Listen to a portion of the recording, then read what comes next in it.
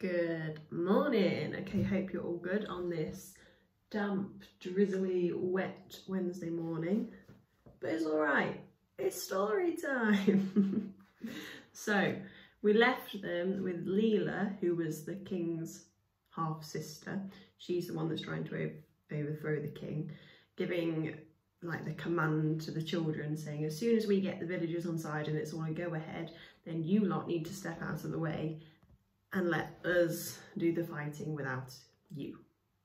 Okay, obviously Chaya, being Chaya, is not up for that. Now, she's not said that, but we know from the thoughts in her head, no, she's definitely not up to that. I've just got weed sticks in my throat, hang on.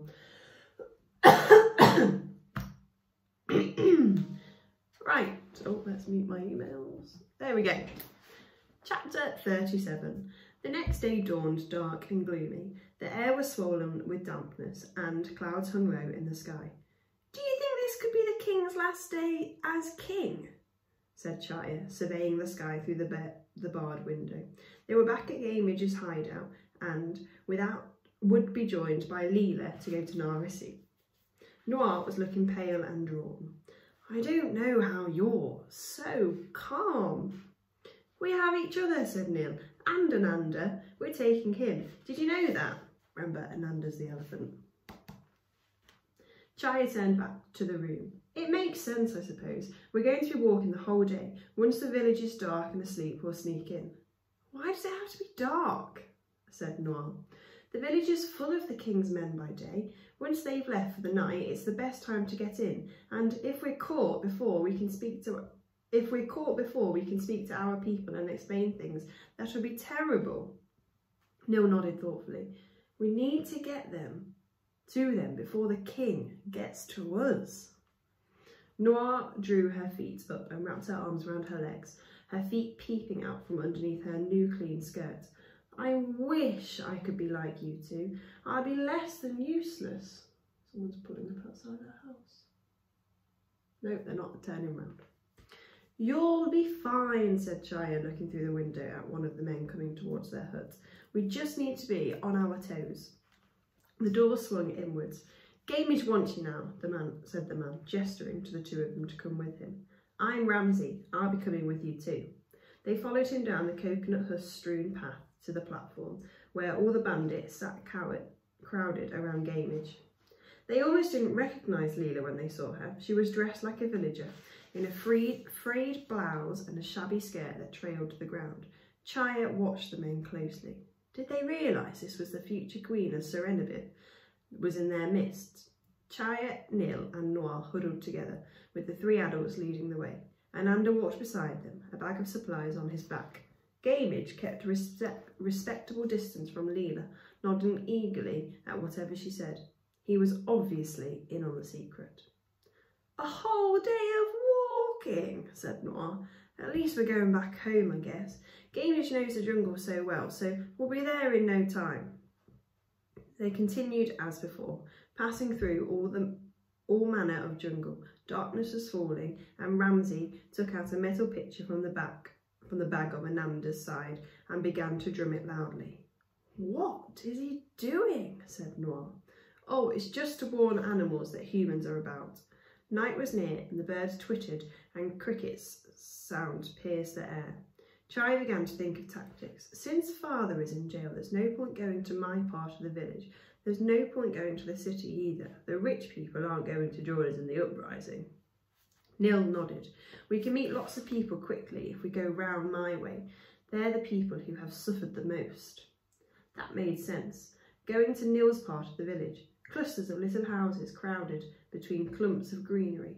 It was there where the king's men went the very first time after Chaya stole the jewels, where she'd seen the men throw the contents of houses onto the ground outside.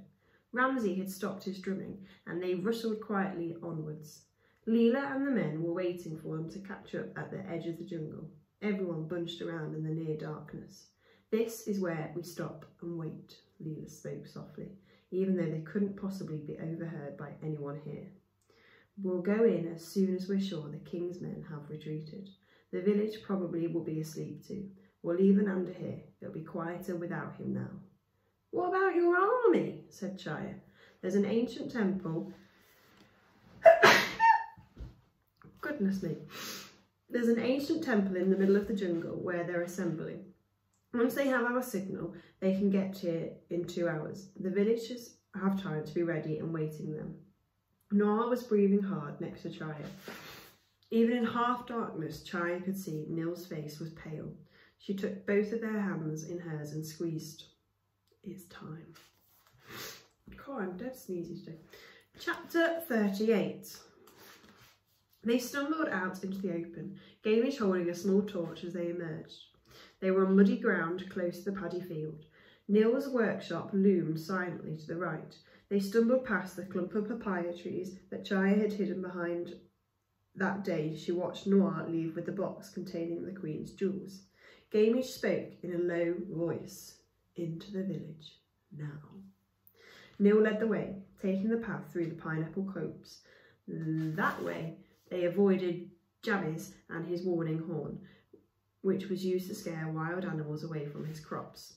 Spiky pineapple crowns scratched against Chaya's ankles as they walked, and Noir suppressed a few gasps. They were approaching the village now, and rows of tiny wattle and Doob's house squatting to their right from the left to the front of them. I think they're like the mud little huts. A gentle breeze from the river in the distance whispered through the houses, lifting up strands from the thatched roofs, and then all was still again. Chaya tried to make out the river in the darkness. There was a gentle lap-lap of water, and she could faintly see the muddy bank where Vijay was attacked by the crocodile. Let's go to Siva, said Nil. He's one of the village elders, so we can speak to him first and then spread the word from there. Yeah, said Chaya. Siva was responsible. She liked him. It's that house there, isn't it? She followed Gamage, Ramsay and Leela as they tiptoed towards the line of houses. This one, Gamage mouthed, holding up the torch to the door. The flame of his torch caught the thatch and the sparks licked its way across the roof. Gamage swore and flapped at it with his other hand, trying to put out the fire. Chaya started to stared, and a scream died in her throat. The flames flared right up in the moment and caught the roof next to the house too. So there they are, trying to kind of win them onto their side, and they've accidentally set fire to one of the important villagers' house, and that has then, because it's thatched roof, so it's like straw, and that has ignited the house next to it already. So currently their plan's not going very well. We can fit this one in. Chapter 39.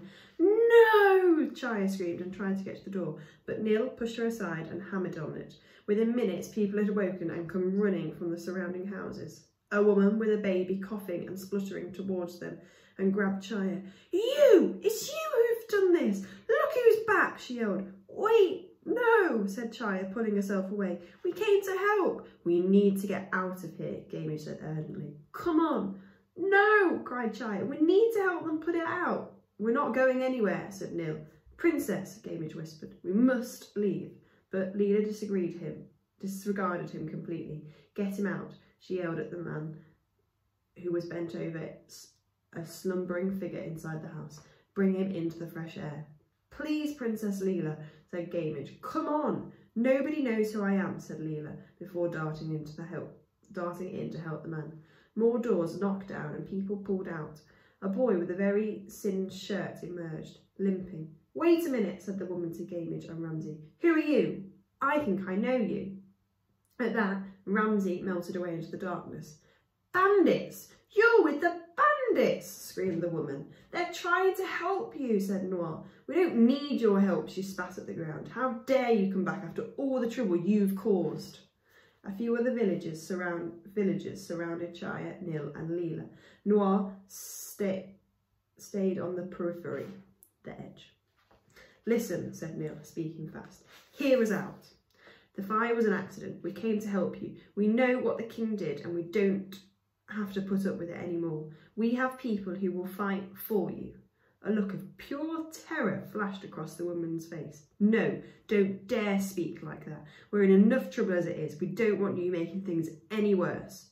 Please, you don't have to be afraid of the king anymore, said Nil. But a man hit him across the face and grabbed him roughly. Stop that, yelled Leela.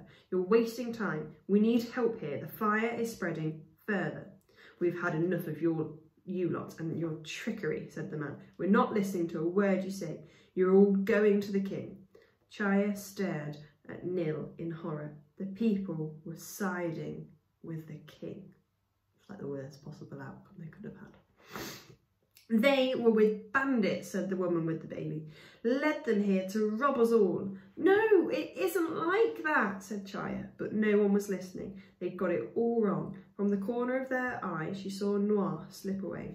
Never mind about the king or the bandits, said Leela. I tell you, we need help here. The villagers can't control this. The fire roared and caught a clump of trees, and that in turn caught another row of houses. People screamed and backed away, but Chaya's captors kept hold of her. It's spreading, shouted someone. The woman with the baby screamed and ran towards the fire. Still, Chaya was in someone's grip and able to get free. Let me go, said Nil, trying to get free of his captors. It's going towards my house. Let me go. We need help, said Chaya, still struggling. Leela was right. The villagers were struggling to contain the fire. She aimed a kick at one of them. Let me go! The villagers were out of their depths. Some were trying to break down a door, others were organising buckets. The fire kept spreading and the wind kept taking it to more houses. Stop it! Yelled Chaya. She hit out at one of the men and caught him in the jaw, but he grabbed her and pinned her hands behind her back. The fire flared high and crackled into the sky. Nil stared at it, inching towards his house. Suddenly, he stiffened and turned to Chaya. There was an expression she couldn't read flickering on his face. What? She mouthed. He was trying to tell her something. There came a trumpeting. Ananda. So, we're going to hope the elephant, somehow with his trunk, uses that to put out the fire, because currently that's probably the only solution they've got, but we're going to have to find that out tomorrow. See you then.